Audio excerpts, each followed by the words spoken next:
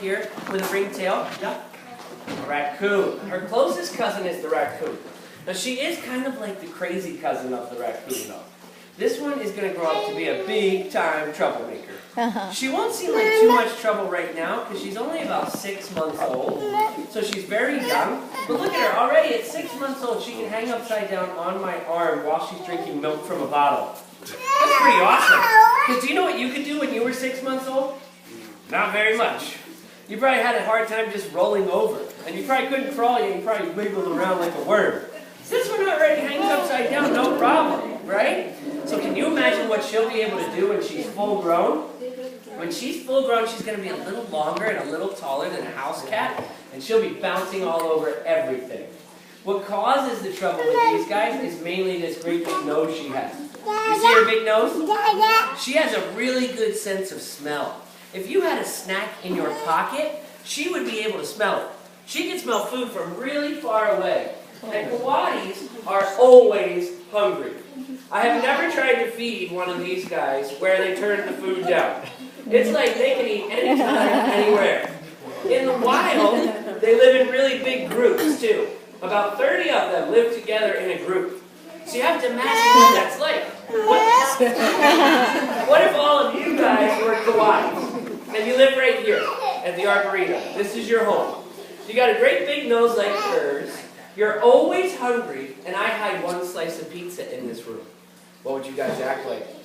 Pretty crazy, right? You'd be running around going, "Where's that pizza?" You'd be thinking, I've got to find it fast, because if I don't get it fast, one of the other coatis will get it. They're going to eat it, and then I'll still be hungry. So in the wild, these guys run around sticking that big nose into everything as fast as they can. Under leaves, rocks, logs, holes in the ground, holes in trees. Because they know if they don't find that food fast, they don't get to eat it. Now, since that's the way they act in the wild, it makes them very hard to take care of. You know, the first one of these I ever got, I got about 10 years ago, and I had never raised a coati. And I got it because somebody was selling it illegally. They got in trouble and got it taken away. Now, I had never raised one, so I made this really big mistake. Do you know what I did?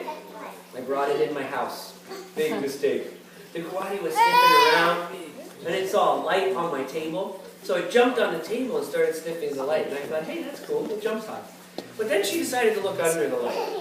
So she put her paw under it, flipped the light off the table. The light hit the floor and smashed all over the place. That really scared her. So she jumped off the table right at me and landed on my head. I wasn't ready for that, so I went, ah! When I did that, it jumped off my head, landed on my TV, knocked the TV over, and broke that too. So it broke the light, scratched my head, and broke my TV. And it happened like this fast. There was nothing I could do. It was like this. Crash! Ah! Crash! Woo! And the coati looked at me like, oh. She was like, big deal, man. This is what I do. You better get used to it. So this is an animal that should never live in somebody's house. Anything expensive you have, like a TV, she'll probably break it one day. Any toys you own, she's going to say, those are mine now. Good luck getting them back. She can be dangerous. Let me see if I can get her to show you her claws. Lay down. Lay down. Do you guys see on the end of her front feet, can you see her claws? I just trimmed those claws yesterday. They get to be twice as long and twice as sharp. So when she's bigger, she can be dangerous with those claws. And you know what else? She's rude. She thinks she's allowed to stick her big nose wherever she wants. Like sometimes she'll actually try to stick her nose. Do you see her trying to stick her nose down my shirt? She doesn't. Or sometimes she'll actually, hey, come here, you're mine. Where are you going? See, sticks it in my hair. Sometimes in my ear. Right? She'll give me a wet willy in my eye. Sometimes, right in my mouth. Do you know why she wants to stick her nose in my mouth sometimes? Do you know what coatis are always looking for? Food. So sometimes she smells my mouth and she says, ooh, you had a turkey sandwich for lunch. Maybe if I stick my nose in there and sniff around, I'll find some leftovers. So she looks for food even in my mouth sometimes, don't you? Hey, you. Ooh. Every now and then, even up my nose. Can you believe that? Isn't that crazy? Yeah. Do you guys want to try it? You want to open your mouths and I'll bring her around? And bring her no! Oh, it's only funny when it happens to me, I guess. Well, even if you wanted me to, sometimes, you know, some of my shows, the kids actually go, okay, but I can't do it even if you wanted me to. Because she's really only nice to me. Do you know why she's nice to me? She thinks I'm her mommy. She does. Do you know why she thinks I'm her mommy? It's because I've been feeding her milk from a bottle, and baby furry animals get milk from their mommies, right? Who's been giving her the milk? Me. So she says, Travis, I guess you're her mommy. All right. You guys have any questions about her? Or you just want to meet the next one? Want to meet the next one? Oh, you have a question? No. Did you forget? Or are you just tricking me? Kids like to trick me. Okay, I'll put you back in the car seat. Yeah, this is her car seat. She doesn't live in here. That would be mean. At my wildlife center, she has a big tall cage with stuff to climb on and play with. And keeping her in here all the time would be mean. This is just what she goes in the car. It's like when you're little. You guys go in the car, your parents strap you in a car seat, right? That's so when your silly parents go flying around the curve, you don't go, wow, wow, all over the car, right? That's her car seat. Keeps her safe. Okay, let's see. I think we'll meet this fire-breathing octopus next. You don't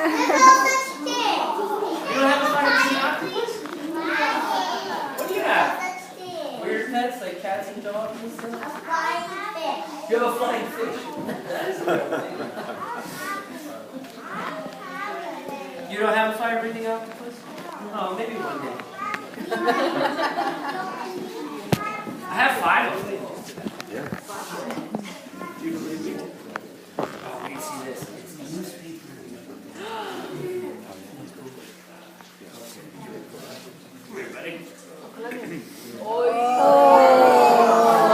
Now, this is actually not called. Whoa! I heard a lot of them call it that. I don't know what that is. But I guess it looks like an African bullfrog, because that's what this guy is. This is an African bullfrog. Look how he's puffing himself up with air. See how he looks like he's getting bigger? It's kind of like a blowfish. They fill their body up with air to make themselves look bigger and scarier when they come out sometimes, because they think, I'll show you guys how big I can be and you won't bother me. So where do you think an African bullfrog comes from? Water. They do live near water. What part of the world do you think an African bullfrog comes from? What do you think? Africa! Smartest boy ever. They come from Africa.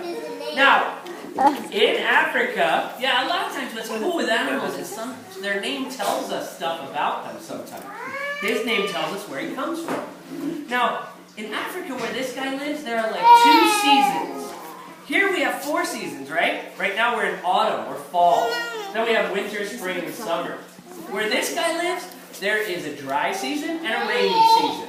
So for about half the year, these guys, where they live, it rains almost every day. And everything is soaking wet. Then, it's like someone turns off the faucet, and it just stops raining. Sometimes for like 6 months, it won't rain almost at all, and everything dries up. Now this guy just told us, frogs usually live near the water, right? When everything dries up, do you know what this frog does? Well, he can't just hop to a new pond, because everything for hundreds of miles dries up. So they do this funny thing. They dig a hole underground. On their back feet, they have a special bone that helps them dig down underground. And once they get underground, they stop shedding their skin. Did you know that frogs shed their skin? They do. Did you know you shed your skin too? We do. We do it in tiny pieces, and it happens all the time. You don't see it happening, but it's always happening. Frogs do it kind of the same way. When they stop shedding their skin, though, it's like they're building a couple of layers of skin all the way around their body, even right over their eyes and their mouth. It's like they're putting themselves in a little Ziploc bag, a little plastic bag. So any water that's in their body can't get out. And they just stay underground like that, sometimes for months. There's a name for that. When an animal goes underground during the cold times, what do we call that?